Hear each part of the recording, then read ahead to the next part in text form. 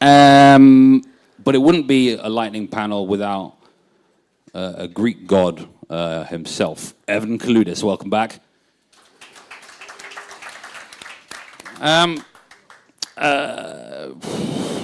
What now? Can we go so I got told that panels have a fixed size, but my understanding is that lightning panels have a special technology called splicing, and so we can increase the size of a panel beyond what is already preset. And so I'm going to splice two panelists into the panel right now. We have Rita joining us, and of course the creator of splicing, Dusty. Now, actually, Dusty has to go, and of course, I don't want you guys to feel shortchanged, and so I arranged a special swap. Of course, that swap is powered by no one else other than Michael from Boltz, so I'm swapping Dusty out, and Michael from Boltz is coming in. Thank you, Dusty, for your help with the splicing. Thank you. My most esteemed panel. Okay, let's construct it. So, base layer. The base layer. We have Evan Kaludis. Please come take a seat. No, don't listen to this guy. We have Rita. Please take a seat. And then Michael, of course, is going to help me get these. Michael's going to help me get these gentlemen between layers here, as he so often helps Bitcoiners move between layers. So Michael, if you could just hold this structure with me, and the three gentlemen are going to climb up the back. One at a time, please, gentlemen. Wow. There isn't. Shinobi doesn't weigh very much, don't worry. Bitcoin doesn't care. Yeah. Just paper Bitcoin on top, it's okay. It's the metric system, it doesn't count.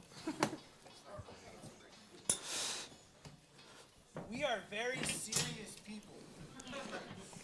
By the way, Shinobi looks like in the memes.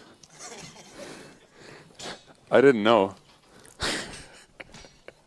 What's up? Hi. Michael, you can come take a seat now. Thank you.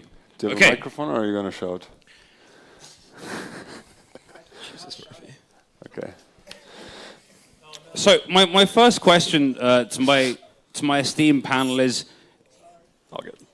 it's never been easier to run a Lightning node. It's essentially plug and play. So why don't more people run their own Lightning nodes? Shinobi. Well, because Sorry, you're getting filtered for a minute there. Pain in the butt. You have to keep it reliably online. You have to handle all the liquidity management yourself. So make sure you have enough receiving capacity to receive, that your sending capacity is allocated intelligently so that your payments will actually succeed. And it's also just a lot of other issues that really have nothing to do with Lightning itself. For instance, my place at home, I have a very unreliable router that loves to just randomly drop devices off the network. So even though the Lightning side of the infrastructure works perfectly, my node is constantly conveniently offline when I'm traveling around the world and want to make a Lightning payment. It's just a lot of things you gotta get hands-on with. So you're saying it's a skill issue, Shinobi, is that right? Yes. Is that what you're saying, Callie? That's what I have to say to that, Walden. Oh, Shinobi. Here we are. Shinobi filtering his words there kindly for you. Callie, your thoughts? So I think like one of the biggest issues is that you can actually lose money. So lots of people who run Lightning nodes know that many people who run Lightning nodes are net negative, basically, with the routing fees that you collect for a year or two, and then you get forced close during a high fee period, and you can easily lose 50 or $100. So that's one problem why I know that some people just stop running their own Lightning node because it's not worth the hassle for them. But there's the whole, the centralized way of using Lightning with a centralized LSP maybe, or something like Phoenix. That really works really, really well. So I have no complaints there. I've been using Phoenix for many years, and it's been the same Lightning node since the beginning, and it works just really, really well. I think it basically depends on how you want to use Lightning. And if you're going to go the LND, I'm a routing node way, and hope that you can make some extra buck, I think that's super challenging to actually pull off. Other than that, I think just the fact that most people don't want to run a server, we just need to recognize that fact. It's not going to change very fast, and I think home nodes don't really affect that a lot because Lightning nodes like to be like well connected and on in the cloud in the best case, or on a VPS or something. Although home nodes really do work if you have a stable internet connection. And lastly, I think there is the ugly truth about Bitcoin is that there's around 40,000 people or so that use Lightning. That number isn't growing that much. So why don't we have like 400,000 people using Lightning? Should be, the meta question around it. The number of Bitcoiners is just growing very slowly. The number of people who use Bitcoin for payments instead of just ETFs and stacking and whatever. So I think that's probably the strongest factor explaining why not many more people use Lightning. Alex? I mean, the question was, why don't people want to run Lightning nodes? Yeah, why don't people run their own Lightning nodes if it's never been easier? Well, why would somebody want to run a Lightning node first? Like, what are you talking about as like why aren't there more hobbyists trying to become routers, or why aren't there more people spinning up new Lightning nodes just to receive money? Both.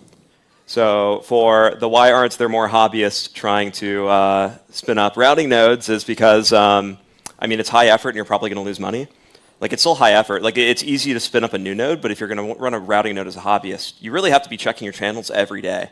It's hard, and by default, you will lose money because there's people trying to siphon your liquidity, and you can make money off of people that don't know what they're doing running Lightning nodes. So that's maybe one reason why you wouldn't want to run one as a hobbyist Lightning router. For the end user, it's really easy to spin up a Lightning wallet, but to receive money, the incumbent system that people are used to for receiving money is effortless.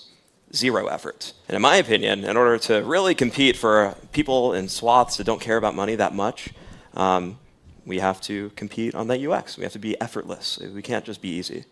So, someone helping with the UX and many more things, Evan. These guys sound kind of bearish on Lightning, huh? You're fucking doomers. Yo, Realist. the question was negative. yeah. Come on, is it a better like is it a better payment experience going to the App Store and hitting Start Wallet, or is it a better payment experience going to the bank and bringing all your identification and proving your income or whatever the hell? I mean, listen, we have a lot of work to do, but there are definitely advantages in our UX that we need to highlight and lean into. The fact that you can spin up a wallet with a few clicks, put a Lightning address in your profile and start receiving funds from people all over the world without KYC, that's amazing, and we got to lean into that. The reality, though, is that our ecosystem is super, super tiny right now. And the resources that the average person has is obfuscated by all the noise out there. The advertising from the exchanges, which are really shitcoin casinos, I want to point you towards the latest shitcoin so that they can make fees off the transactions, the trading volume. The news being inundated with stuff like the ETFs or the latest treasury company. And lastly, just not enough places to spend it. Like, how many places in Berlin can we find to spend Bitcoin at? 10, maybe 20 tops. You probably can't live off it here unless you like going to the same, handful of restaurants every day. And we need to make, efforts to improving that. Is the reason why more people aren't running their own node because your company's so good, Michael? Is it just because I have this recurring theme that every time something's working in Bitcoin and Lightning, you pull off the mask, as in by asking more and more questions, and underneath it's just Michael from Bolts every single time. Is this why no one's actually running their own Lightning node because you don't need to anymore? You just use Michael. Is that it? All my database. That's the answer for it. No, but seriously, you were asking that why aren't people running more Lightning nodes when it has never been easier? It's because the alternatives that you don't have to run one have never been better. With like Cashew, Fedimint, Liquid Swaps, Spark, Arcs, there is so many more things that connect you to Lightning for which you don't have to run your own node. And even if you were to run node, like for example with Zeus embedded, those don't show up in the public metrics because they are like private and don't announce themselves to everyone. And why would you? Because as everybody is saying, running a Lightning routing node that's publicly announcing itself of, hey, I'm here, just fucking sucks in every single way. Like you either lose money via force closes or until your SSD dies and then all your money is gone unless you pray you have the static channel backup stored somewhere. And that's just a horrendous experience for everyone. As a user, Rita, who do you most agree with here and why? Well, is it working? Yeah, okay, well, everyone has its fair point. I agree that the UX part needs to be improved a lot more, and one of the tools that I actually love using the most was Phoenix, mainly because Lightning there is kind of under the hood. You don't really have to understand what you are doing and what is going on. It is just there. It's super fast. It's super simple, and you don't have to understand like what are the channels, how do you close it in the right way, how do you open it in the right way. What are all of those dozens of operations that you need to do? So like the UX simplicity, that it is just working by itself magically under the hood is really the key to people using Lightning more. Phoenix is one of my favorite apps, but it has some friction, especially when you're teaching new users about Lightning. If you want to tip a waiter or something and you tip them on Phoenix, they're going to take, a decent cut of the fees to open a channel, right? To give you some inbound liquidity.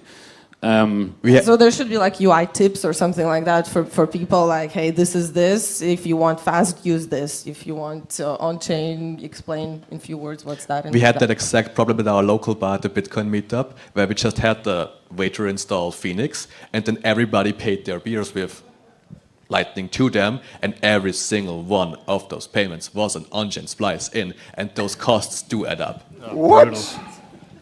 Because the channel wasn't ready yet? I have no idea why, but that was the situation we ended up with. Is that so better the on-chain UX? fees were super high at that moment, and that's why Yeah, not super crazy high, but like if you do 10 of those splice-ins over the evening, it adds up. I want to say something controversial. Sure. I think it's a really bad idea to onboard someone onto Bitcoin with a non-custodial Lightning wallet. Yes. Like, I've been using these tools myself for a very long time. Don't get me wrong, but just this, you're going to lose money with your first transaction. It's going to be super fast in the second transaction, but the first one really takes like an hour or so.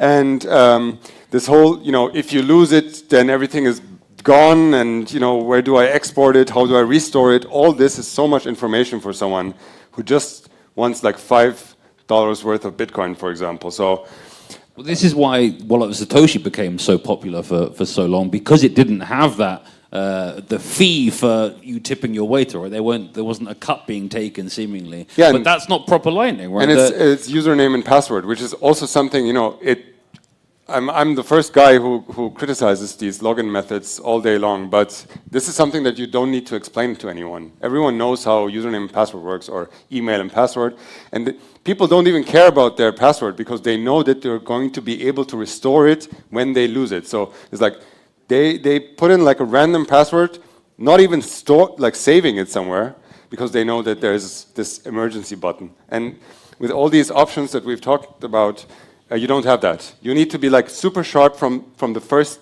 second on and not make any mistakes basically, and then you're good. So, but for onboarding, I think this is just You want to receive money. That's all you want to know. All you want to do. You don't want to learn anything. You don't want to get a PhD in fucking Bitcoin to receive your first payment. But if you do want to get a PhD in Bitcoin, please keep coming to Bitcoin Plus events. It's the best way to further your Bitcoin technical education. Thank you. Yeah, removing the fear factor really matters because a lot of people are really scared to lose their funds if they do something wrong. Well, and rightfully so. I think it just comes back to like what Alex said. Like people just expect like I received the money. That's it. Like somebody who's confronted with what is receiving liquidity. What do you mean on chain versus off chain? Like this channel has to be set up first. It's just so departed from their expected experience. Like that is the worst way to try and onboard somebody. Like Kalle is entirely right. Like that is the fastest way in the universe to create an impression in someone's mind that Bitcoin is a convoluted, overly complex thing that is completely counterintuitive to all their expectations, and you are going to make it harder to get that person to adopt Bitcoin in any way in the future, or anybody that they talk to and share that experience with. It's just the absolute wrong way to start somebody off. Like what's the right way then? What's the right way? I want to graduated wallets like Evan is building. I want to answer that question by a question to Evan, actually, something that I didn't ask after your talk, if you allow me, Sure. which is, do you think, you know this concept of annealing or simulate annealing, which is like cooling a magnet down slowly, and if you do it slowly, it gets like it's more stable. Okay. Versus if you do it fast, then it's unstable. So I wonder if you think that you onboarding someone through a graduated experience, basically with zero information first, you receive money and you're done, and then slowly you increase the pressure. Basically saying like, now you have 15, 20, 30, you should now learn about this, like click this button, did you read this? Yes, okay, then you can receive more. So going step by step by forcing the user to not understand anything in the beginning and then forcing them to understand slowly more and more, do you think that creates like a more stable Bitcoiner? God, you're a nerd. 100%. And listen, you know, on the other side of the spectrum, the financial elites that are trying to take all our rights away and enrich themselves as much as possible use that very tactic. Gradualism, right? Like the analogy everyone brings up is boiling frogs in a pot, right? If you turn up the temperature very slowly, eventually it's just going to get to a point where they just stay in there and they get cooked. But if you turn up the temperature right away, it gets really hot suddenly, they get the fuck out of that pot. So in the same regard, we need to think of how we turn on the pressure, the heat, very, very gradually as to not have our frogs jump out of the pot. Yeah, I kind of want to come out of here left field and go back to something like an offhand remark you made a minute ago, Walton. Like that's not using Lightning properly. I want to ask the question, like, what the hell do you mean Lightning in the first place? Like, if you really look at what it is as a protocol, like the way a channel is structured and the pre-signed transactions that make it up, or the gossip protocol that's used to inform everybody the channels available on the network they can route through, or a million other individual components like HTLCs being used to route payments across multiple channels. All of these are things that can be individually like taken and replaced and done differently. So like if you slowly piecemeal change these individual things until everything is different, it's the ship of Theseus. Like is that still Lightning? Like, and I think this fixation on like the shape of Lightning and how it works now and how it's implemented now or how you should use it now is a complete red herring question, because at the end of the day, every single component of the protocol can be replaced piecemeal and done in a different way. And we should appreciate that and actually be doing that in a way that learns from the friction points users encounter, that deal with the problems that actually discourage users from using it. Like when I said not real use of Lightning, I mean that I think it's a common misconception amongst a lot of Bitcoiners, probably not those in this room, but the Lightning network growth is driven by people zapping each other on Nostr, when actually those payments are often between the same custodian. That's what I mean by not real Lightning payments. Ones that aren't actually on the Lightning network, right? They're on a layer above, if you will. I would beg the question, like, would that also apply to your mind to users of Spark or an Arc implementation? Like, those things are trivial to make compatible and interoperable with Lightning, but are those now a part of Lightning, or are they their own independent thing? Is Arc custodial, or is it self-custodial? Well, Arc is a clear no to that, but Spark, like, that's an ambiguous gray area. Like, it's like State chains have trade-offs. so like I think we should stop fixating on these like purity tests and whether something is or is not Lightning. Does it work for a user? Does it provide value and utility to a user that they were missing in their life otherwise? And does it compose with all of the other aspects of this? Yeah, maybe another way of saying this is like, why are we, or is Lightning the end? Like, what are we trying to do here? Lightning is a tool, just like Bitcoin is a tool. But like, what is the end that we're going for? Like, I'd say it's something that approximates like saving people from weak money. So how can we get people to use strong money faster and not get hurt? And Lightning is a phenomenal tool in that direction. But yeah, like the Lightning itself, just it's not the end. It's just it's a means to get to something more impactful. Completely agree that like Lightning is not the end goal here. It's the means to an end, and it's the best tool we have at our disposal right now. But if in 10 years' time we have something nicer or replaced all of the parts with a next generation, that'd be fine too. Yeah, every tool exists of many components, and if you upgrade each one of those components, it doesn't mean that it's a different tool. Like if HTLCs are going to be upgraded to PTLCs, like it's not going to be not Lightning anymore. It's just going to be like points instead of hash time lock contract.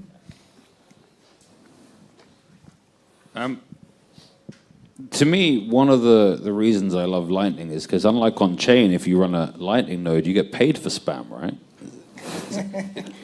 you know, I get the people send me those one sat messages, and I'm like, oh, thanks for that sat, thanks for that sat. And it's not dust because you know sats don't really exist. That's just not on Lightning. Channel jamming's a problem. let's be real. You just don't see it. But jokes aside, routing nodes are able to earn real yield in Bitcoin terms in self-custodied Bitcoin, and yet this yield increasingly comes from institutions deploying their capital with Lightning custodians. I'm actually very skeptical in the long term that can be a material source of income.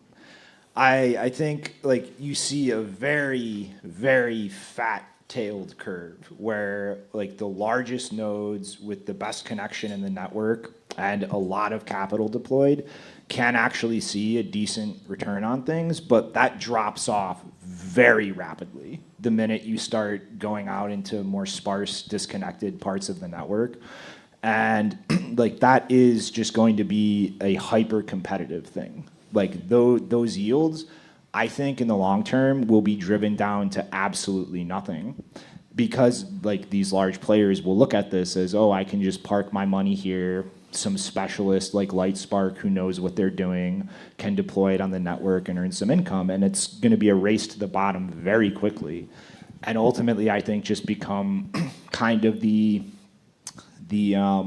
like lowest risk benchmark yield. Like that will be what people will settle for if they are very risk intolerant. Like they do not want to take any risk with their money to earn a return on it. This will be the place they can park it and know that that risk is very minimal, but that yield will also be very low. So I think that's not a viable revenue strategy in the long term trying to earn money off of Lightning. I think services like what Michael does with bolts and more direct monetized tooling like that is going to be where any substantial yield comes from in the network in the long term, I think. Yeah, and like also Lightning is not risk-free to run a routing node especially. It might be considered low risk compared to like custodial lending platforms and yield things, but there's still quite a bit of risk to it because it's a goddamn hot wallet in the cloud somewhere, and there's also implementation risk of like your Lightning node implementation, just having a bug. And there is responsible disclosures of grave bugs all the time. Like there is actual risk there to have all your stash in a hot wallet, in a cloud, in a hugely complex application with bunch of state, with a database you can't properly back up beforehand and not really live, there is risk there. Bunch of risk, so it's not risk-free at all. Shout out Lightning Fuzz. Risk-free. Quote unquote, compared to BlockFi maybe, but not in general. Nothing is risk-free. Yeah, there's no such thing as risk-free interest in Bitcoin. There's always risk. Lightning routing might be on the lower end, but there is still like non-substantial, not negligible risk. I wouldn't put my whole cold stack into a Lightning routing node. 100% agree. I Where don't would think you that put it? running a Lightning node is risk-free at all. It's just the fact that you can lose your database and you're wrecked is basically just, it's a no-go. You can't just back up All a right, seed phrase and be okay. we added scare quotes. All right, the scare quotes have been appended. Yeah. Also, there's no money in routing. No offense. Like, if you're going to run a routing node, like it's already virtually free to route payments on Lightning, which is phenomenal for users. Like, we can send payments anywhere in the world for free, basically. The only way to make money in routing is if your inbound's free. Yeah, which is the case for like the crazy yield numbers that have been circling around. They make those numbers because their inbound is free. And there might be a couple players out there generating decent yield, but it's like they have very special positioning, and it's a not fiercely competitive market right now, where only a few people know where exactly to put themselves in the network to make it work. But once those spots are known, it's like a fierce competition and driven to zero. So do these inbound, outbound liquidity requirements naturally drive centralization of the Lightning Network over time, and will this institutional deployment of capital like hyper-catalyze that process? I think there's just always going to be a natural drive towards centralization with something like Lightning. I mean, it really, from a topological point of view, mirrors the internet in a lot of ways. And I don't think that means it's just going to like forever get more and more centralized until there's like one big super node. But there will always be those players who are a lot more central in the network topology than others, like just like the internet. You know, there might be thousands of different ASNs across the world, but you still have very dominant systems like, you know, Amazon, like Comcast, like other higher tiered networks that are like the bulk of the connectivity and where things route through. But the internet is still not a place, despite that, where you can just flip it off right away, or one of those players can prevent other pathways or channels of communication through it. It's just efficiency. And, you know, looking at the internet as an example, like we've kind of settled in a place where we've leaned into that centralization a good degree to get the benefits of that efficiency, but not so much that the robustness and the redundancy that keeps the internet a free and open place have disappeared. So it's that balancing act. Even email? Yeah. All right, email might be an example where we just lost that one. Not bad. I actually think Lightning is almost a bit better than the internet. I would agree that there are centralization forces going on because just of the efficiency gains of having a well-capitalized node. You know, it's economics driving centralization, and I think that was expected. However, the fact that anyone can join the Lightning Network as on the same playing field as all the other nodes is something special. That is not the case on the internet at all. You cannot just be your own AS or start, you know, propagating DNS or whatever. All these special roles that the internet has developed over the decades that are not accessible for any one person. Also, you cannot just, I mean, you can always host your own server, but first of all, you need an IP address that someone gives you, and you also need an ISP to even talk to the internet, right? So the internet seems like much more, like there are many more gates to become an internet player, whereas in Lightning, I think even if we have centralization forces, the fact that you can just spin up a node and you don't need to register with anyone, that you don't need to talk to anyone, you don't need to call anyone, you are a node and you connect to someone, and they typically accept your channel, which is something that we should be aware of how much that is actually worth. Even if it makes routing a bit more inefficient, and we've seen in René's talk previously, you know, the edge nodes have a harder time in being good payment routers. But the fact that we still allow that, and we should keep allowing that as long as we go, and we should work on more privacy features so that the difference between a big node with a well-capitalized company behind and a pleb node, which is an individual's person node at home maybe, so that the differences between those two on a privacy level get smaller and smaller, so that there's less opportunity for discrimination on the network, basically. So as long as we keep on pushing that ethos, that's a kind of a social thing as well, because Lightning could have been like a club of the rich nodes like Bitfinex and Phoenix and whatever, and you can use Lightning, but only hop one, then you need to connect to one of the big ones, or for example. The fact that we have onion routing makes it very hard for them to close off the system, right? So if we keep pushing the privacy features, then that also means that we can make sure that Lightning can exist into the future as a equal system where everyone can participate. But I think the important thing is that the privacy features, they got to come first. You can't expect to bolt them on later. 100% agree. We're kind of doing that now, though, with blinded paths.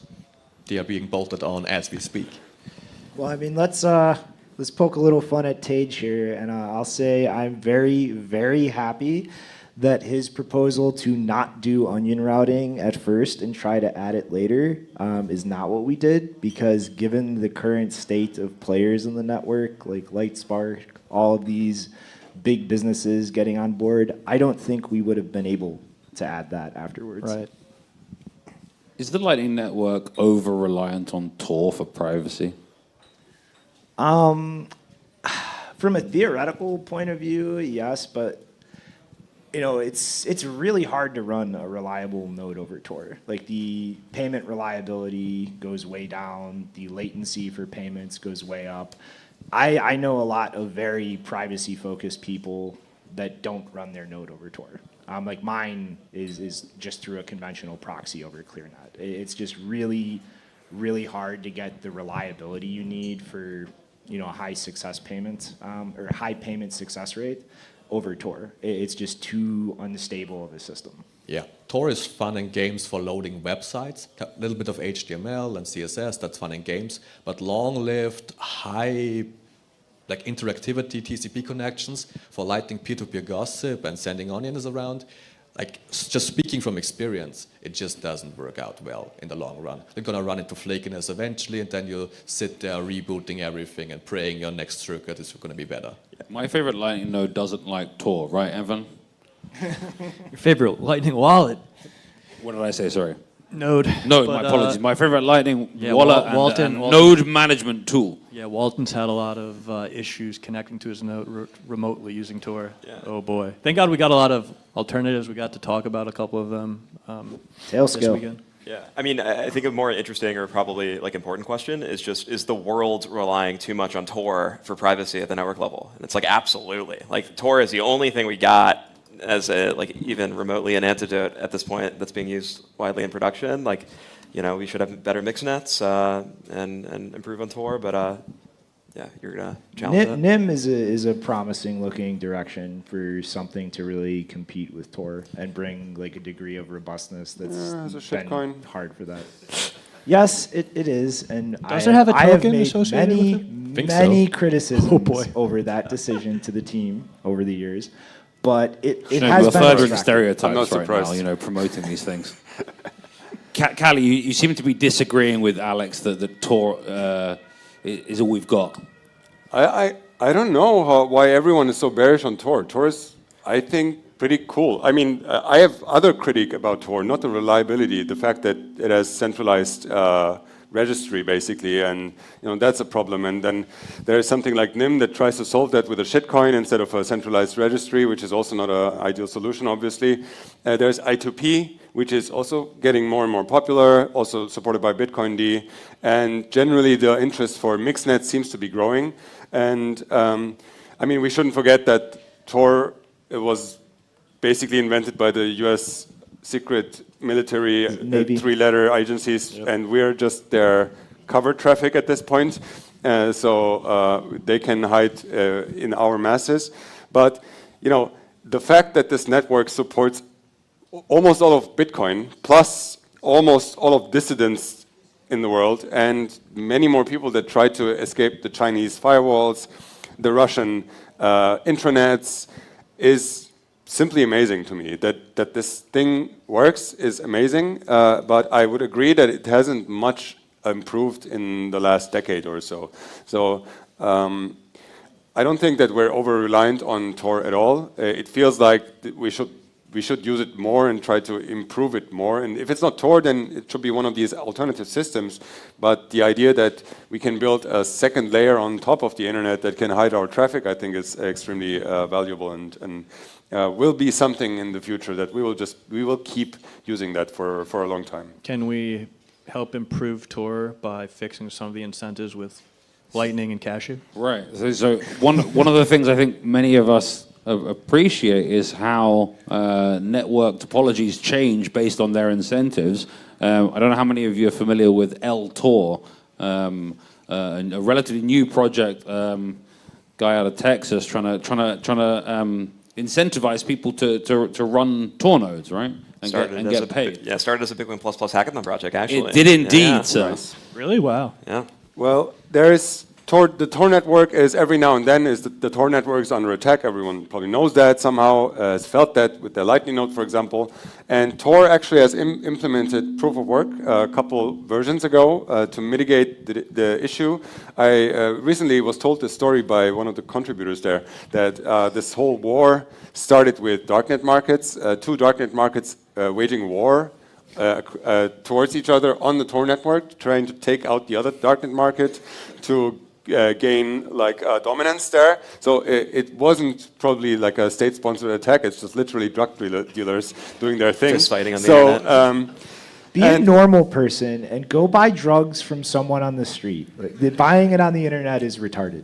Not recommended. But so what Tor then did is they took a look at Bitcoin and implemented proof of work in their protocol. So the rationale here is when they wage war on the Tor network, everything stops working. So it's strictly better to exclude a bunch of phones and JavaScript Tor clients that cannot compete with servers by imposing proof of work. So you as a Tor service, you can just say, now this is getting a bit too crazy, I need proof of work for my packages now. And then you kind of exclude 50% of the users maybe, just making up that number. But at least the other 50% gets to enjoy your service. So all of this is we know like if you close the hash cache loop again, it started with Adam Beck, email spam, Satoshi looks at it, puts it into a Satoshi, like into a SAT, using proof of work. And then we start using Satoshis again to mitigate spam. I think this is a beautiful circle. So I think it's a great idea to use Bitcoin to help out these anonymous systems that clearly need some rate limiting. But I think that Lightning is not the best way to do it. And the reason for that is that Lightning is great when it works, but it's really bad if it doesn't work. And for these systems, you need something that just always works. You can send you're downloading a video and it works for 10 minutes and then an HTLC gets stuck and now you have to wait for 2 weeks until it So what you're saying is you need offline payments and that maybe there's something in this ecosystem that provides that. Is that right, Kali? Yeah, I can think of a few things. I mean, obviously an eCash payment will always work, but there are also other, layered systems on top of Bitcoin that don't have this issue where you have timeouts, basically, like HTLCs that need to time out somehow in order to resolve a conflict. ARC could be an answer. Like ARC could be an answer. Yeah. Yes. So, but I have issues. ARC is going to be very centralized service. We should not build the Tor network using ARC, I think. Well, I think there's a deeper problem to confront here. And I think just ideologically, most of the people who contribute to Tor are not fans of capitalism. They're not fans of interjecting monetary aspects and incentives into systems like this. So even if we can technologically figure out a way to deal with this problem, will the team be motivated to actually implement or integrate anything, or will they fight or resist that on ideological grounds? I wouldn't make like a bad faith argument about that. I think it's fairly reasonable to assume that you have a system that is supposed to serve everyone, and then now you want to limit it to 40,000 people.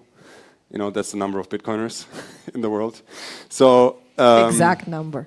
Yeah, exactly. So I'm not sure. You can put a price tag on everything, but there's first of all there's differences in the world. U.S. American person and I don't know whatever somewhere else, and they are supposed to pay the same price for service. One problem. The other problem is not everyone is Bitcoin. That's actually the biggest problem. We could solve spam issues for so many systems out there using Bitcoin, but there are not enough Bitcoiners to make it worthwhile. I mean, philosophically, it's also just a growing worry is that you have this paradox where the price has to be high enough to discourage spam traffic, but it also has to be low enough that it really doesn't affect the user. And I'm terrified that those numbers are actually like inverted, where the price that's too high for spammers to overcome is actually higher than the amount that is going to not affect the user experience. So I'm not so sure we really have a solution that will work at this scale. But you're looking on the base layer? No, I mean anything. Just anything that's like just paying to reduce spam. I mean, like you want to send a message, and how much is that going to cost you? Like, let's say it's 1 cent. Is it worth 1 cent for a message? Maybe yes. Yeah, but is it worth like $1 for 100 spam messages for a spammer? Probably yes too. Yeah. So for that's $100, not a good price. I can take you down. Yeah. So yeah. Is the current low-fee environment evidence of little demand for Bitcoin transactions, or is it evidence that Lightning is already scaling to meet the needs of its users? I think it's the latter. I think clearly a large amount of transactional use has slowly shifted over the last few years onto the Lightning Network, and that's just looking at the payment data from a number of companies who've integrated Lightning. Just my anecdotal experience, I almost never make an on-chain transaction for something these days anymore. And it's like, this is what we were hoping for. It's just kind of the question of how long is it going to take for Jevon's paradox to play out in terms of using the resource that is block space more efficiently, driving that huge jump in demand for it. And it's a couple of us have said this up here, it's just like not enough people own Bitcoin, and that is the core of almost every problem as far as the lack of transactional use. Like, somebody needs to be able or wants to receive it. Like, the person paying them needs to have it to give it to them. And I think that just boils down to, like, we are not very densely packed together geographically, but everyone keeps fixating on like these narratives or attempts to push people to use Bitcoin in meat space, like go buy your coffee or eat out at a restaurant or things like that with it, as opposed to trying to create digital economies where that geographic density isn't a problem. Like, you're on the internet, you can pay or receive any digital good or service from anyone on the internet. It doesn't matter where you are in the world. And I really think if we want to kind of see that manifestation of Bitcoin as a means of exchange actually happen, we need to focus on where it's logical, which is the internet, not in person. Like, it's just, there's not enough of us in the same place to actually bootstrap that means of exchange use. Do you want to repeat the question? Because I do think you answered it, but you also were a little bit off here. Wild card. So, is it the low? Is the current low fee environment evidence of little demand for Bitcoin transactions, or evidence that Lightning is already scaling to meet the needs of its users? Can it be both? Sure. Yeah. I mean, I think everybody not paying for their coffee on chain is probably contributing to some degree. Porque no los dos. Yeah. So. But did it happen to you that the Lightning transaction was costing a lot more than on-chain one? Yep. Because it did happen to me several times. It happens all the time. Yeah, So if the amount is high enough and you pay a percentage instead of a flat 30 sats, easy. Yeah, so then why would people prefer Lightning when it's more expensive than Immediate on-chain? I would rather finality, wait. right? Well, The immediate finality is important UX in a payment Well, sometimes it's like double, triple, quadruple more expensive. Wait, are you talking about significantly. like when you hit like a channel open, or just like a normal payment where like the Sometimes like a normal payment. Yeah. And with a channel, it's even more. When you have like a really bad liquidity situation, like and some nodes. No, like come on, like mean, an You're on sending it- like a few million No, sats, you mean like on Lightning rather than on chain? you're getting abused if you're paying more for a Lightning payment that's not opening a channel than. Yeah, but I mean, this is it's the strategy incentive of a routing node operator to maximize their revenue. So they are going to play games where they try to tactically arrange their channels or push fee rates in one direction or another to their benefit. I mean, then you should use a different like, wallet that's not guys, abusing. seriously, like an on-chain payment right now at .1 sat per VBAT is like how much? 50 sats or something? Like you easily pay tens of thousands of sats for huge Lightning payments. Easily. Yep. Like this happens all the time. This is not some outrageous node, like basically robbing you at the data, robbing you with crazy outrageous fees. That's just the way it is right now. Big Lightning payments, you pay good money for them. I mean, I think like this narrative of like Lightning being super cheap to use is just a huge mistake as a narrative, in the exact same way that that narrative was crafted about on-chain transactions 10 years ago. Like we can't make that promise. And like this example of like fluky things like this, even when on-chain fee rates are non-existent, like it's just an inherent consequence of the liquidity dynamics of how the network functions. But like project forward another 10 years, like think of higher fee rates, a more mature fee market.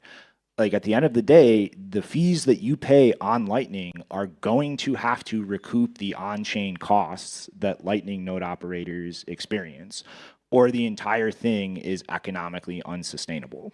So like just making this promise that Lightning will always be cheap payments, it's just not reality. And we're doing the exact same thing we did 10 years ago when everybody just assumed we would increase the block size when fees, like when we hit that limit and fees went up. We're creating the exact same problem of laying these false expectations down. And then when reality goes, no, like you're wrong, you're going to have a bunch of people like who've plugged into this system, gotten used to using it, like assuming it's going to work like this forever, and then reality kicks in. I mean, and I feel the whole point of Lightning is that you have fixed upfront capital costs for an indefinite number of payments through that capital. You deploy once, and then you get to reuse it over and over again. And I think the mature version of Lightning will adhere to that strength.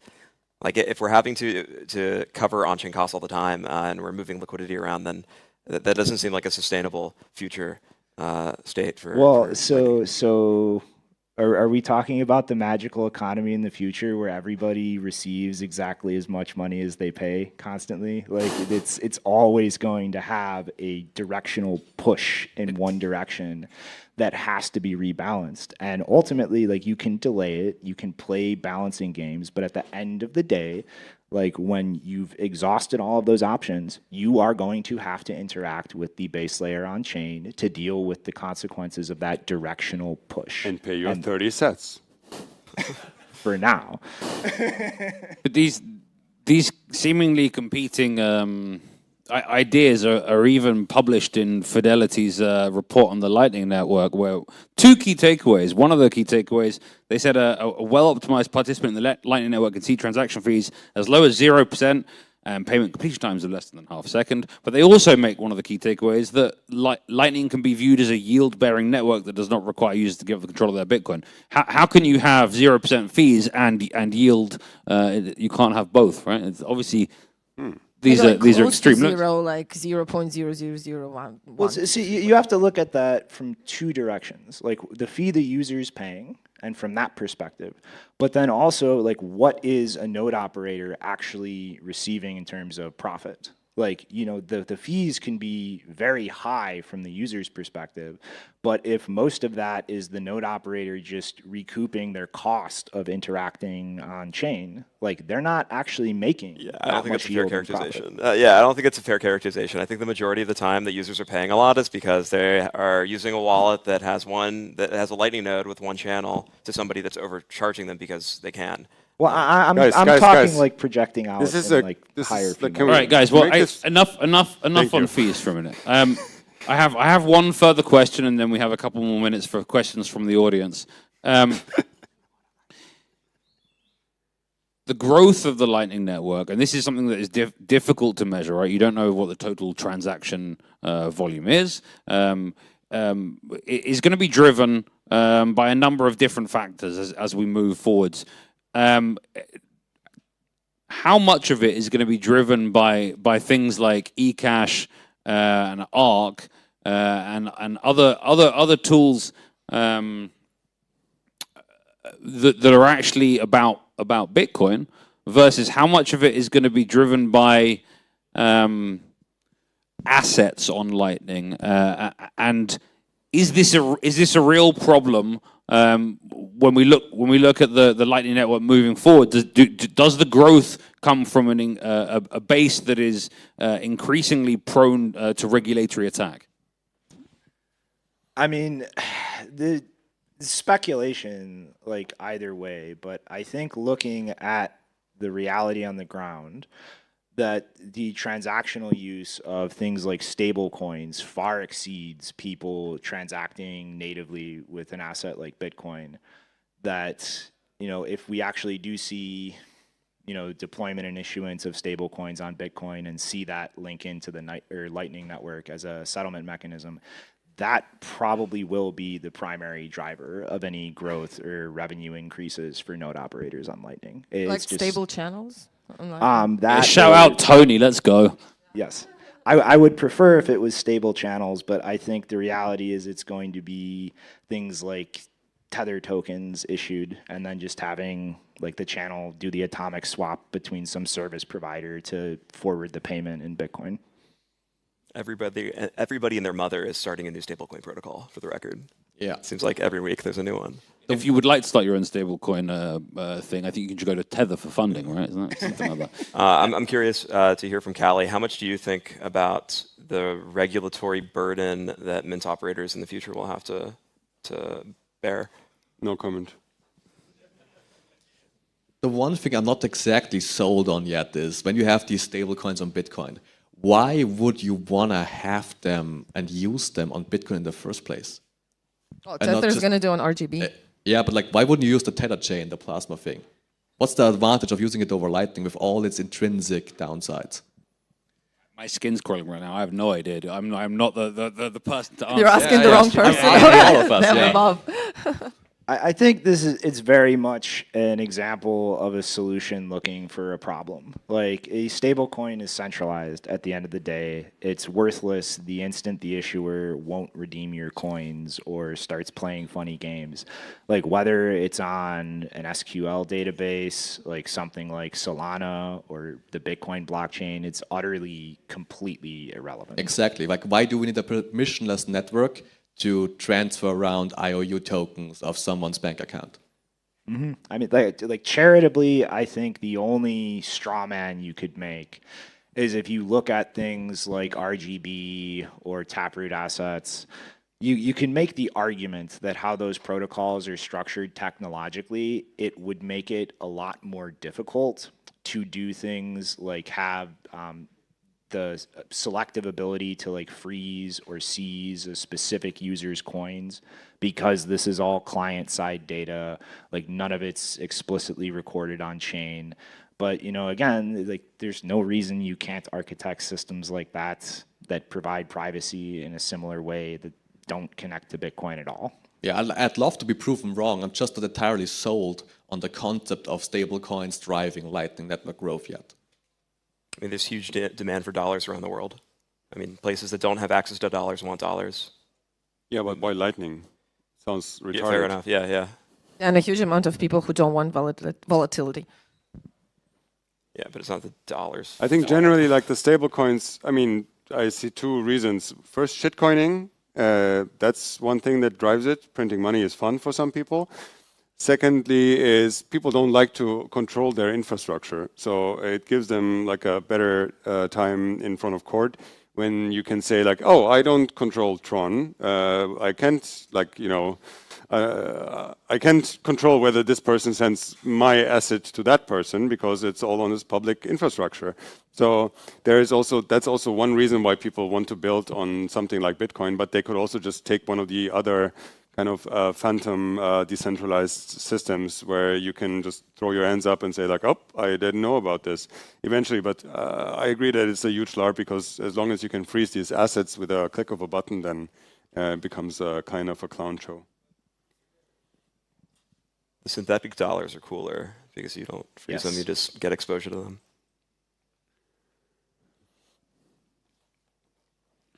Let's hear some questions from the audience before we wrap up this panel.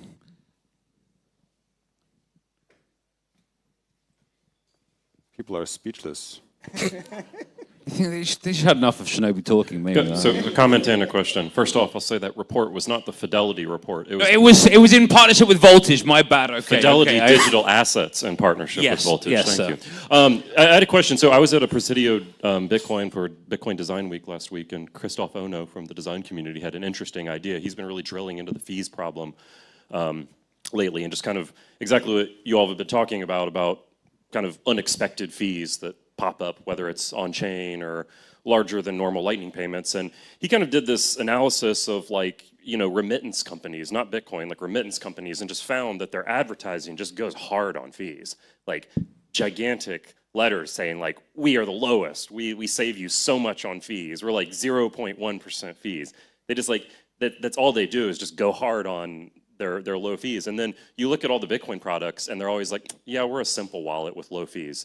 And it's just like really like kind of passive and weak. And so he was trying to think like, could there be a company that kind of like you prepay for some kind of plan and you know, your fees are kind of, you know, kept under control with your Lightning service provider. I'm not sure how it would work on a technical level, but I'd just be curious, any thoughts? Is that the sort of thing an LSP could implement? I mean, that's, I don't see any way you could do that without like hedging and creating some kind of derivative product where like you could actually find a counterparty willing to like trade against what your fee expectation. Can we hear from the guy that runs an LSP? Yeah, that's about literally my thought. The universe sent it. Evan, come on. The guy that actually runs an LSP, rather than There's some ways, but I'm not sure people would want to accept all the trade-offs. I mean, either you're shifting risk around, you don't necessarily have to turn into a derivative, even though that'd be the sexy way to do it. Or you introduce more components of trust to help the cost down. I mean, there's countless ways to do it. And yeah, I mean, we already have a subscription service, UsePay Plus. That gives you a discount on LSP services. You could definitely fix costs in various ways. I think the whole space in terms of these service providers is just getting started and is going to mature by leaps and bounds in the coming years. So, I think fees aren't a problem.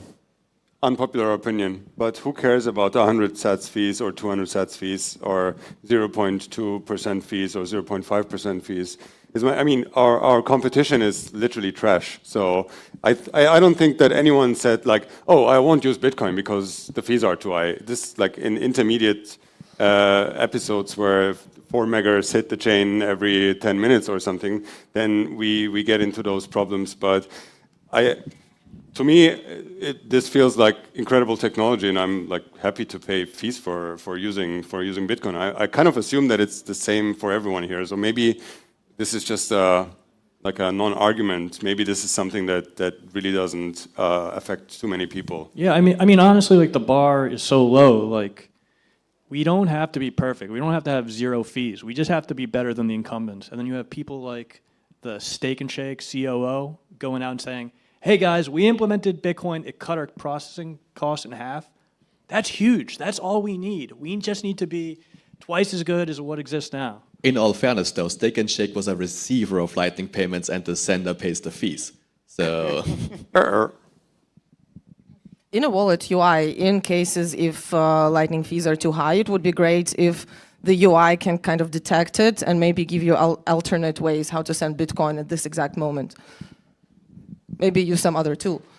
Maybe you could use Cashew. Or Cashew, or some RGB coin conversion, or like whatever the hell else, because like this would help users to see that like this is unreasonably high amount right now to send, and if they don't want to send on chain and wait 10 minutes, they would have this and that alternative. Right. Have a price breakdown across the different layers. Maybe. Unified QR codes help Definitely. on chain and Bolt 12. QR codes. Well, yeah, you need to be able to decide which payment rail you're going to use. Like you want to scan once and then have like the best option to be chosen for you in the best case, without having to have a PhD in fucking Bitcoin. Yeah, or simplify it like to bare minimum. I have a question. So there's a really cool SUSE hackathon prize, which the goal is to enable discovering of trusted mints in SUSE. And Evan knows about cashewmints.space, but in cashew.me, Callie, there's a very cool feature called Discover Mints. And I've been told that there's something called KYM, and Know Your Mint.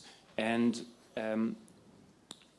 so my question is, can you explain Know Your Mint to Evan, and how it searches Nostr for recommendation for cashew mints? Thanks. Roasted. Well, I would run into the risk of repeating, not myself, but someone has actually done that after his talk. So thank you for your question, but you should have watched this talk. Education happens incredibly fast here at Bitcoin++, and this was the scaling Lightning panel. I think the way we scale Lightning is by having more and more Bitcoin++.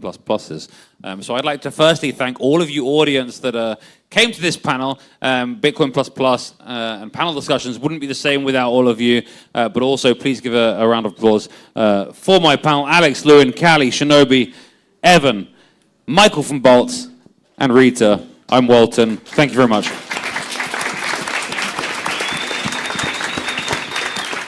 You should. Berlin, the city where walls fell and freedom rose. This storm is more than thunder, it's code, alive, unstoppable. Through rain and shadows we run, forged by fire, forged by freedom. Because now, the current is ours. Bitcoin plus Berlin.